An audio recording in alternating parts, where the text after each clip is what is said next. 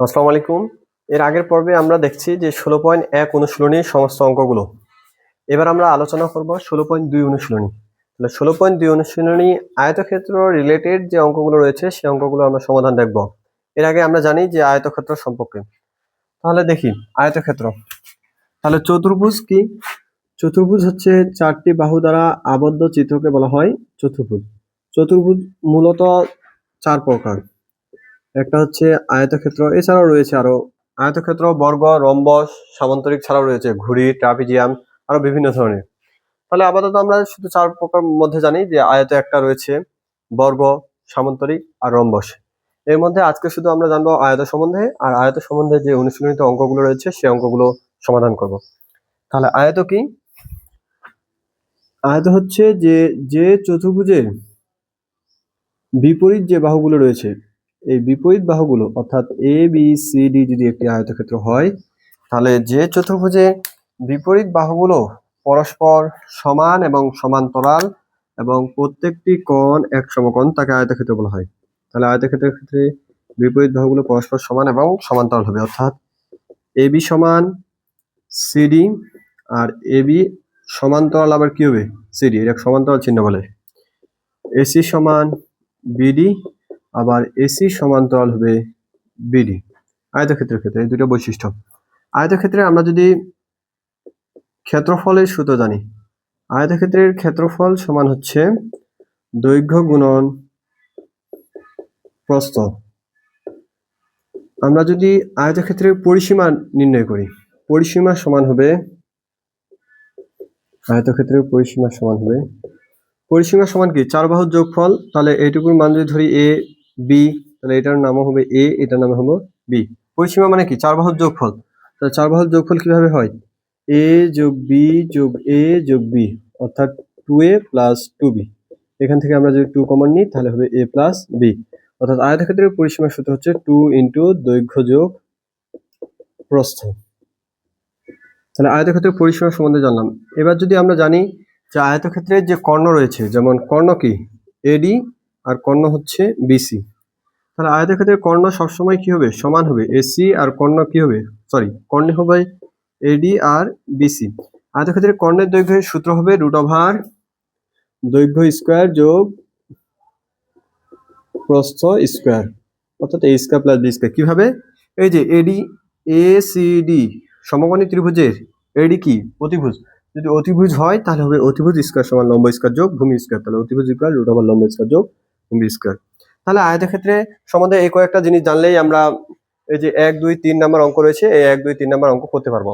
তাহলে আমরা কি জানলাম? যে আয়তক্ষেত্রের ক্ষেত্রে বিপরীত বাহুগুলো যে রয়েছে, বিপরীত বাহুর দৈর্ঘ্য সবসময় হবে সমান এবং সমান্তরাল, আর প্রতিটি কোণের মান কত ডিগ্রি হবে? 90 ডিগ্রি। আয়তক্ষেত্রের ক্ষেত্রফল সমান দৈর্ঘ্য গুণন প্রস্থ, আর পরিসীমা সমান হচ্ছে 2 ইন্টু দৈর্ঘ্য যোগ প্রস্থ। আয়তক্ষেত্রের কর্ণের দৈর্ঘ্যের সূত্র হচ্ছে √ দৈর্ঘ্য স্কয়ার যোগ প্রস্থ স্কয়ার। তাহলে এবার আমরা এক এক করে অঙ্কগুলো সমাধান দেখি। তাহলে আমাদের 1 নাম্বার অঙ্ক কি বলছে? যে একটি আয়তাকার ক্ষেত্রের দৈর্ঘ্য বিস্তারের দ্বিগুণ, বিস্তার যা প্রস্থতা। তাহলে ক্ষেত্রফল যদি 512 বর্গমিটার হয়, তাহলে আমাদের পরিসীমা নির্ণয় করতে হবে। আমরা জানি পরিসীমা নির্ণয় করার জন্য আমাদের কিসের মান প্রয়োজন?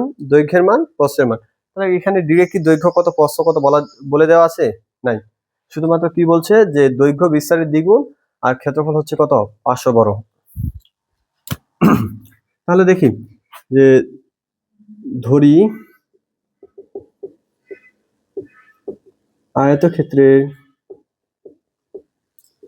প্রস্থ বা বিস্তার, বিস্তার যা প্রস্থ কি তাই, বিস্তার x মিটার। তাহলে বিস্তার যদি x মিটার হয়, দৈর্ঘ্য কি হবে? বিস্তারের দ্বিগুণ 2x মিটার। অতএব আয়তক্ষেত্রের ক্ষেত্রফল সমান হবে দৈর্ঘ্য গুণন প্রস্থ। তাহলে দৈর্ঘ্যের মান 2x, প্রস্থের মান x সমান সমান 2x স্কয়ার। তাহলে সত্য মতে 2x স্কয়ার সমান কত দেওয়া আছে? 512 বর্গমিটার। তাহলে x স্কয়ার সমান 512 ডিভাইডেড 2, তাহলে x স্কয়ার সমান 256। তাহলে x ইকুয়াল টু লেখা যায় √ 256 56 মানে কত মিটার? 16 মিটার। তাহলে আমরা এটা কিসের মান জানলাম? এটা হচ্ছে প্রস্থ বা বিস্তারের মান। তাহলে দৈর্ঘ্য কত হবে? অতএব প্রস্থ সমান তাহলে আমরা পেলাম কত? 16 মিটার। তাহলে দৈর্ঘ্য হবে কত? 2x না? এই যে 2x না? তাহলে 2 × x এর মান 16 সমান 32 মিটার। এখন আমাদের কি নির্ণয় করতে বলছে? পরিসীমা। তাহলে অতএব পরিসীমা সমান 2 × দৈর্ঘ্য যোগ প্রস্থ। তাহলে 2 × দৈর্ঘ্যের মান 32, প্রস্থের মান 16। তাহলে 2 × 32 যোগ 16 মানে 48, 48 আর 2 গুণ করলে হয় 96 মিটার। তাহলে আশা করি এই ধরনের অঙ্ক পরীক্ষা করলে তোমরা পারবা। এটা যদি পরে সর্বোচ্চ এসকিউ বা এমসিকিউ তে পড়তে পারে। এই ধরনের অঙ্ক খুবই সহজ। তাহলে দেখি কি বলছিল, যে দৈর্ঘ্য বিস্তারের দ্বিগুণ। তাহলে বিস্তার যদি হয় x, দৈর্ঘ্য হবে 2x। তাহলে ক্ষেত্রফল 2x স্কয়ার। আমাদের ক্ষেত্রফলের মান কত বলে দেওয়া আছে? 512। তাহলে 2x স্কয়ার = 512। তাহলে 2 ভাগ হয়ে গেল, x স্কয়ার = 256। যদি এদিক স্কয়ার থাকে তাহলে এদিকে আসলে রুট হয়ে যাবে, x = 16 মিটার। তাহলে x এর মান কাকে ধরছিলাম? বিস্তার বা প্রস্থকে। তাহলে বিস্তার বা প্রস্থ হলো 16 মিটার, তাহলে দৈর্ঘ্য কত হবে? 2x। তাহলে 16 × 2 = 32 মিটার। তাহলে পরিসীমা নির্ণয় করতে বলছে। পরিসীমা সমান 2 × দৈর্ঘ্য যোগ প্রস্থ। তাহলে দৈর্ঘ্যের মান 32, প্রস্থের মান 16। তাহলে হবে কত? পরিসীমা 96 বর্গ মিটার। তাহলে আশা করি এই অঙ্ক বুঝতে পারছো। এবার যদি আমরা 2 নম্বর অঙ্ক দেখি, 2 নম্বর অঙ্ক কি বলছে আমাদের? যে একটি জমির দৈর্ঘ্য 80 মিটার এবং প্রস্থ 16 মিটার। ওই জমির মাঝে একটি পুকুর খনন করা হলো। যদি পুকুরের প্রত্যেক পাড়ের বিস্তার 4 মিটার হয়, তবে পুকুরের পাড়ের ক্ষেত্রফল নির্ণয় করো। তাহলে আগে চিত্রটা আঁকা। চিত্র আমাদের কি হবে? একটি জমির দৈর্ঘ্য বলছে 80 মিটার আর প্রস্থ বলছে কত মিটার? 60 মিটার। তাহলে এই যে জমির দৈর্ঘ্য ধরলাম 80 মিটার আর প্রস্থের মান কত বলেছে? 60 মিটার। তাহলে প্রস্থ ধরলাম 60 মিটার। এখন ওই জমির মাঝে একটি পুকুর খনন করা হলো। তাহলে মাঝে বলতে ভিতরে। যদি পুকুরের প্রত্যেক পাড়ের বিস্তার 4 মিটার হয়, তার মানে কি? এই যে ভিতরে যে একটা পুকুর খনন করব, এই পুকুরের প্রত্যেক পাড়ের বিস্তার 4 মিটার। তাহলে এই যে এইটুকুর মান 4 মিটার, অর্থাৎ এই যে এটুকুর মান 4 মিটার, এটুকুর মান 4, এটুকুর মান 4। বলছে যে পুকুরের প্রত্যেক পাড়ের বিস্তার, অর্থাৎ এটুকুর মান যদি 4 মিটার করে হয়, তাহলে আমাদের নির্ণয় করতে বলছে কি? পুকুরের পাড়ের ক্ষেত্রফল। অর্থাৎ এই যে এই অংশটুকু রয়েছে, এই অংশটুকুর ক্ষেত্রফল কত হবে? আমাদের সেই ক্ষেত্রফলটুকুকে নির্ণয় করতে বলছে। তাহলে দেখো প্রশ্নটা আরেকবার বুঝি। বলছে যে একটি বাগানের দৈর্ঘ্য একটি জমির দৈর্ঘ্য 80 মিটার। তাহলে জমির দৈর্ঘ্য ধরলাম 80 মিটার, প্রস্থ কত? 60 মিটার। ওই জমির মাঝে, এই যে মাঝে একটি পুকুর খনন করা হলো। তাহলে এই যে এটুকু হচ্ছে একটা পুকুর। যদি প্রত্যেক পাড়ের বিস্তার 4 মিটার হয়, তার মানে এই যে পাড়টুকু রয়েছে এটুকুর মান বলেছে 4। সব দিকেই কত হবে? 4 মিটার। তবে পুকুরের পাড়ের ক্ষেত্রফল কত? অর্থাৎ এই যে কালার করে যে অংশটুকু দিছি, সেই অংশটুকুর ক্ষেত্রফল কত হবে সেটাই আমাদের নির্ণয় করতে হবে। তাহলে এখন দেখো, আমরা যদি আয়তক্ষেত্রটির ক্ষেত্রফল নির্ণয় করি, জমির ক্ষেত্রফল নির্ণয় করি, তাহলে কি হবে? পুরো অংশটুকুর ক্ষেত্রফল। পুরো অংশটুকুর ক্ষেত্রফল থেকে যদি আমরা পুকুরের ক্ষেত্রফলটুকুকে বাদ দিয়ে দিই, তাহলে এই রং করা অংশটুকুর আমরা ক্ষেত্রফল বের করতে পারবো না। তাহলে দেখি কিভাবে করব। তাহলে মনে করি, অঙ্কটা যদি করি, তাহলে মনে করি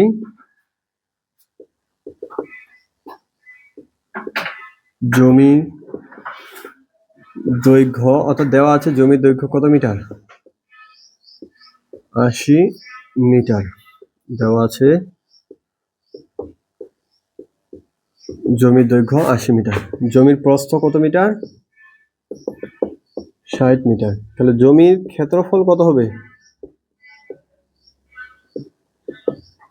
ক্ষেত্রফল সমান কি? দৈর্ঘ্য গুণন প্রস্থ। তাহলে জমির ক্ষেত্রফল হবে 80 × 60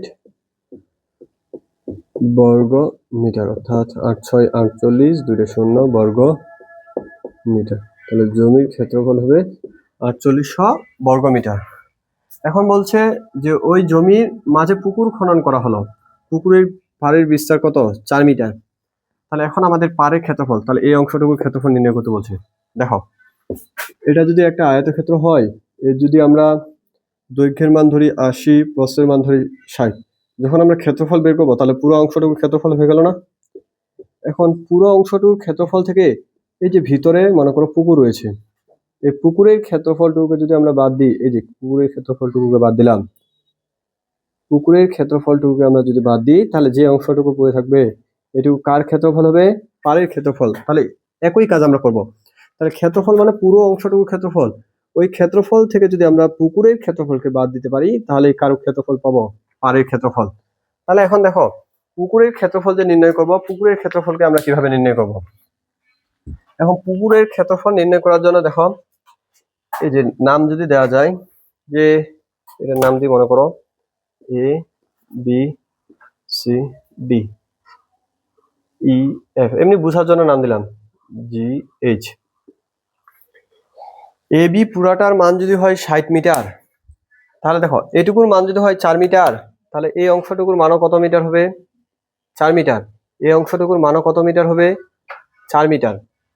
তাহলে পুরাটার মান ছিল 60 মিটার, তাহলে এইটুকু অংশ বাদ এইটুকু অংশ বাদ, তাহলে 4 আর 4 করে কত বাদ গেল? 8 মিটার। তাহলে পার বাদে পুকুরের দৈর্ঘ্য কত হবে? পার বাদে পুকুরের দৈর্ঘ্য, দেখো পুকুরের দৈর্ঘ্য ছিল কত মিটার? 80 মিটার। এই পুরোটুকুর মান কত? 80। তাহলে 80 থেকে এখন বাদ গেছে কোনটুকু? এই অংশটুকু না? এই অংশটুকুর মান কত? 4। এদিকে এই অংশটুকু বাদ গেছে না? এটুকুর মান কত? 4। তাহলে পুকুরের দৈর্ঘ্য হবে 80 বিয়োগ এদিক বাদ গেল 4, এদিক বাদ গেল 4, 4 এদিক বাদ আর এদিক কত বাদ? 4। তাহলে 80 বিয়োগ 8, তার মানে কত মিটার? 72 মিটার। এটা কি হলো? পুকুরের পার বাদে পুকুরের দৈর্ঘ্য। তাহলে পার বাদে পুকুরের প্রস্থ কত হবে? তাহলে পারটুকু যদি বাদ দিই আবার প্রস্থ কতটুকু হবে? দেখো প্রস্থ এটা না 60 মিটার, তাহলে এদিক বাদ গেল 4, এদিকও বাদ গেছে কত? 4। তাহলে প্রস্থ হবে 60 বিয়োগ 4 বিয়োগ 4, দুই দিক থেকে 4 4 করে বাদ, 60 বিয়োগ 8 সমান সমান 52 মিটার। তাহলে এখন দেখো পুকুরের ক্ষেত্রফল কত হবে? অতএব পুকুরের ক্ষেত্রফল, শোনো তাহলে এইটুকুর মান আমরা কত পাইলাম? এই যে এই অংশটুকুর, অর্থাৎ এখান থেকে এই পর্যন্ত এইটুকুর মান আমরা কত পেলাম? যে দৈর্ঘ্য 72 মিটার। আর এই যে এই অংশটুকু প্রস্থ, প্রস্থের মান কত পেলাম? 52 মিটার। তাহলে ক্ষেত্রফল কি হবে? দৈর্ঘ্য গুণন প্রস্থ। পুকুরের ক্ষেত্রফল হবে 72 গুণন 52। তাহলে 72 আর 52কে আমরা যদি গুণ দিই তাহলে কত আসে দেখি। তাহলে 72 গুণন 52 সমান 3744, 3744।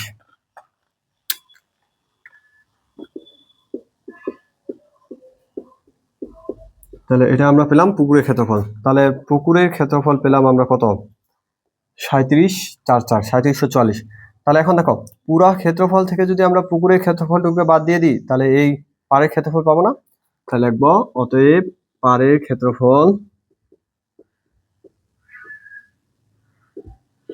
তাহলে পাড়ের ক্ষেত্রফল কি হবে? পুরা ক্ষেত্রফল থেকে এই যে পুকুরের ক্ষেত্রফল, এই ক্ষেত্রফল বাদ দেবো। তাহলে পাড়ের ক্ষেত্রফল হবে, পুরা ক্ষেত্রফল হচ্ছে 4800, পাড়ের ক্ষেত্র পুকুরের ক্ষেত্রফল হচ্ছে 3740, অর্থাৎ সম্ভবত 1054 বিয়োগ 4800, 1056 বর্গ মিটার। আমাদের বলছিল যে পাড়ের ক্ষেত্রফল কত হবে তা নির্ণয় করো। তাহলে পুকুরের পাড়ের ক্ষেত্রফল কত হবে? 1056 বর্গ মিটার। তাহলে পুরো অঙ্কটা যদি আরেকবার দেখি কি বলছে আমাদের, যে বললো যে একটি আয়তাকার জমির, অর্থাৎ জমির দৈর্ঘ্য বলে দিচ্ছে 80 মিটার, প্রস্থ কত মিটার? 60 মিটার।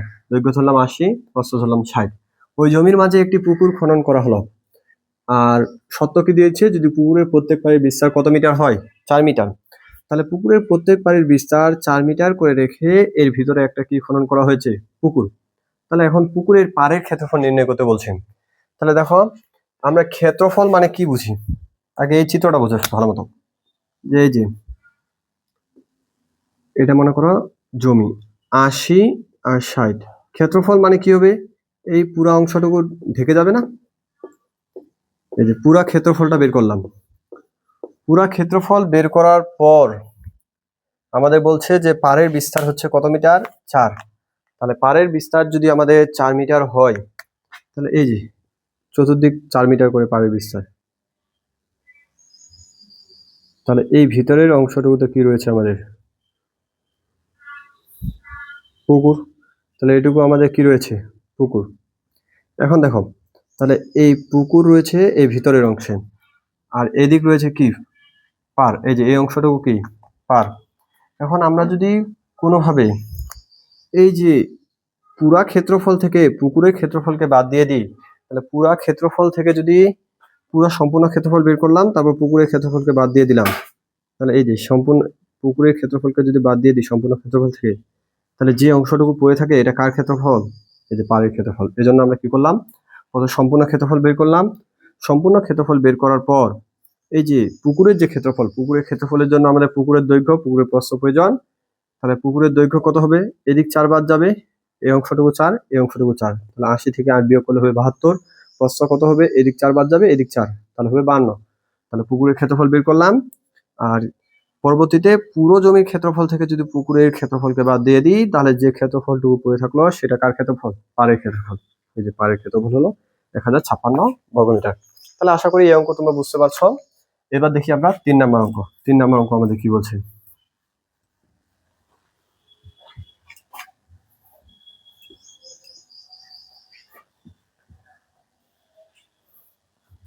3 নম্বর অঙ্ক আমাদের বলছে যে একটি বাগানের দৈর্ঘ্য 40 মিটার, প্রস্থ 30 মিটার। বাগানের ভিতরে সমান পাড় বিশিষ্ট একটি পুকুর আছে। পুকুরের ক্ষেত্রফল বাগানের ক্ষেত্রফলের অর্ধেক হলে পুকুরের দৈর্ঘ্য এবং প্রস্থ নির্ণয় করো। তাহলে একটি বাগান দেখি,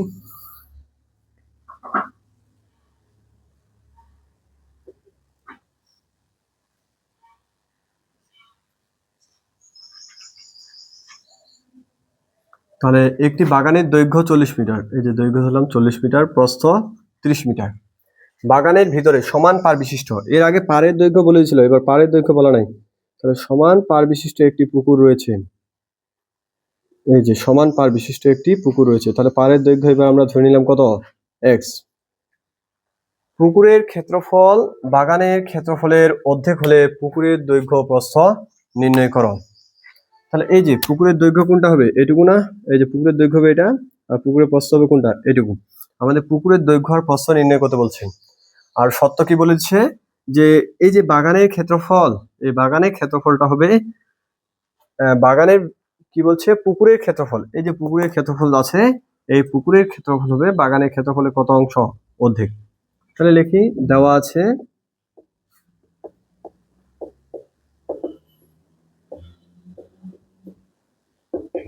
বাগানের দৈর্ঘ্য ইকুয়াল 40 মিটার, বাগানের প্রস্থ ইকুয়াল 30 মিটার। অতএব বাগানের ক্ষেত্রফল, তাহলে বাগানের ক্ষেত্রফল কত হবে, 40 গুণন 30, অর্থাৎ দৈর্ঘ্য গুণন প্রস্থ 1200 বর্গ মিটার। এখন আমাদের কি বলছে, যে বাগানের ভিতরে সমান পাড় বিশিষ্ট একটি পুকুর রয়েছে। এই যে পাড়ের দৈর্ঘ্য আমরা ধরলাম x। পুকুরের ক্ষেত্রফল, এই যে পুকুরের ক্ষেত্রফল রয়েছে, এটা কত হবে, বাগানের ক্ষেত্রফলের অর্ধেক। তাহলে আমরা লিখতে পারি যে অতএব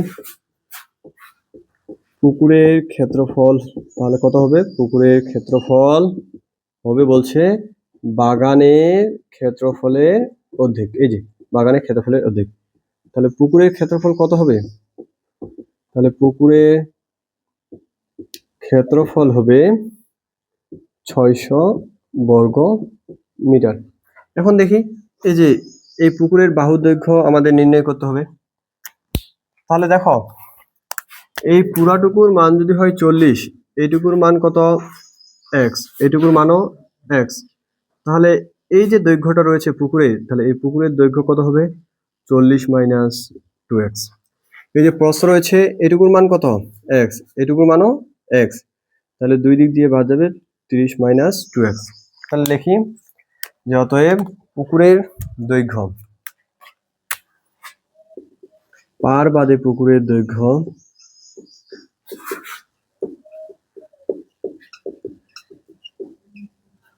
তাহলে পার বাদে পুকুরের দৈর্ঘ্য কত হবে 40।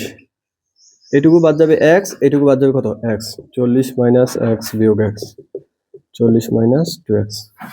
পার বাদে পুকুরের প্রস্থ, তাহলে প্রস্থ কত হবে পুকুরের প্রস্থ, এটুকু এক্স বাদ এটুকু এক্স বাদ, তাহলে 30 মাইনাস এক্স মাইনাস এক্স অর্থাৎ 30 মাইনাস 2x।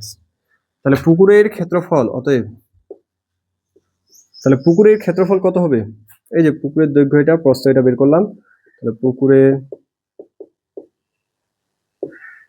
ক্ষেত্রফল হবে 40 minus 2x into 30 minus 2x।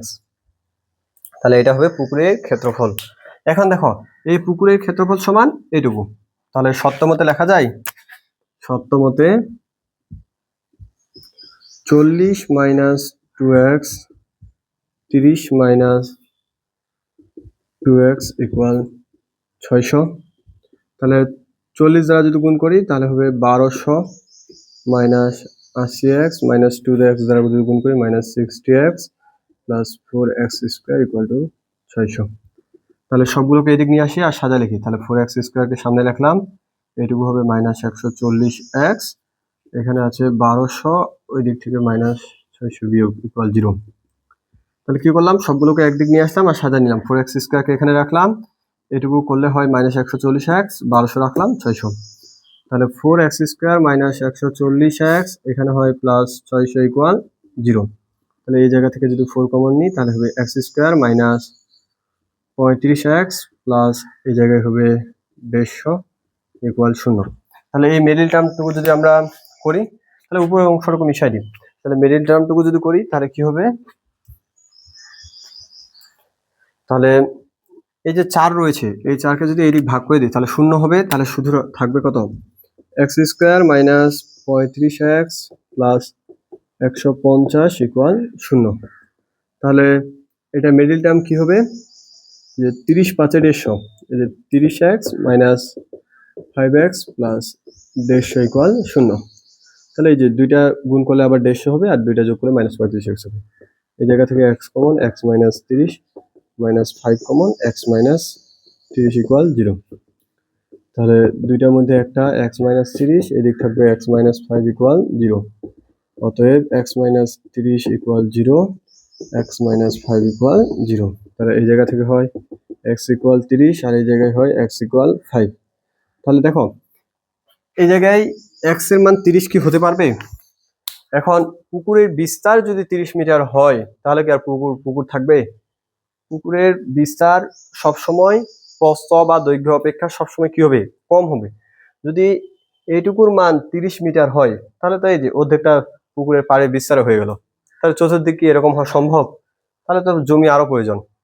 তাহলে এই জন্য পুকুরের যে পাড়ের বিস্তার রয়েছে এই পাড়ের বিস্তার কত মিটার হতে পারবে না, দৈর্ঘ্য বা প্রস্থের সমান হতে পারবে না, এর চেয়ে অবশ্যই কি হতে হবে কম, এই জন্য এটা ডাজ নট 30। তাহলে x এর মান 30 হবে না, x এর মান কত হবে 5।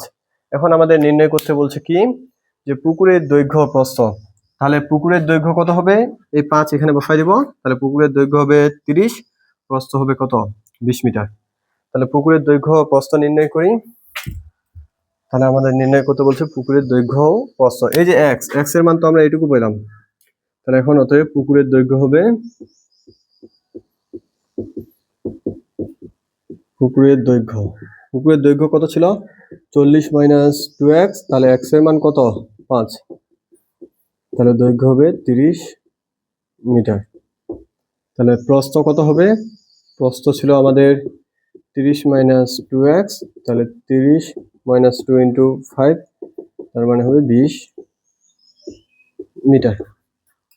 তাহলে পুকুরের দৈর্ঘ্য প্রস্থ নির্ণয় করা হয়ে গেল। তাহলে আশা করি এই অঙ্কটা পারবা। যদি দেখি আরেকবার কি বলছিল আমাদের, যে একটি বাগানের দৈর্ঘ্য 40 মিটার এবং প্রস্থ 30 মিটার, তাহলে দৈর্ঘ্য প্রস্থ দেওয়া আছে, বাগানের ক্ষেত্রফল কত হবে 1200 বর্গ মিটার। এখন বললো বাগানের ভিতরে সমান পার বিশিষ্ট, তার মানে ধরে নিলাম পারের মান কত x, সমান পার বিশিষ্ট একটি পুকুর আছে, পুকুরের ক্ষেত্রফল বাগানের ক্ষেত্রফলের অর্ধেক হলে তাহলে পুকুরের যে ক্ষেত্রফল হবে এটা বাগানের ক্ষেত্রফলে কি হবে, অধিক হবে। তাহলে বাগানের ক্ষেত্রফল যদি 1200 হয়, পুকুরের ক্ষেত্রফল কত হবে, 600। তাহলে আমাদের নির্ণয় করতে বলছে পুকুরের দৈর্ঘ্য ও প্রস্থ। তাহলে পুকুরের ক্ষেত্রফল নির্ণয় করলাম, পুকুরের ক্ষেত্রফলের পর পুকুরের ক্ষেত্রফল বাগানের ক্ষেত্রফলে কি হবে, অর্ধেক হবে। তাহলে 600 মিটার, 600 বর্গ মিটার করলাম। করার পর দেখলাম যে পাড়ের যদি বিস্তারটুকু বাদ দিই, তাহলে এটুকুর মান কত হবে, দৈর্ঘ্য 40 - 2x, আর এটুকুর মান হবে 30 - 2x। তাহলে এই পুকুরের ক্ষেত্রফল সমান হবে 600 বর্গ মিটার। হিসাব নিকাশ করলাম, করার পর দেখলাম যে x এর মান একটা আসছে 30 আর একটা 5। এখন x এর মান কি 30 গ্রহণযোগ্য হবে না, কারণ সবসময় পুকুরের প্রস্থ বা দৈর্ঘ্য অপেক্ষা এই বিস্তারের মান অর্থাৎ এর পাড়ের মান কি হবে, সবসময় কম হবে। তাহলে x এর মান 30 গ্রহণযোগ্য নয়, x এর মান 5 গ্রহণযোগ্য। তাহলে এখন পুকুরের দৈর্ঘ্য তাহলে কতটুকু হবে, পুকুরের দৈর্ঘ্য হবে 30 মিটার, প্রস্থ হবে 20 মিটার, x এর মান বসা দিলে। তাহলে আশা করি এই অঙ্কটা বুঝতে পারছো। আর এই অঙ্ক একাধিকবার বোর্ডের সিকিউতে আসছে। তাহলে আশা করি এরকম অঙ্ক যদি আসে তাহলে তোমরা করতে পারবা। তাহলে ঠিক আছে, ততদিন পর্যন্ত সুস্থ থাকো, ভালো থাকো। আসসালামু আলাইকুম।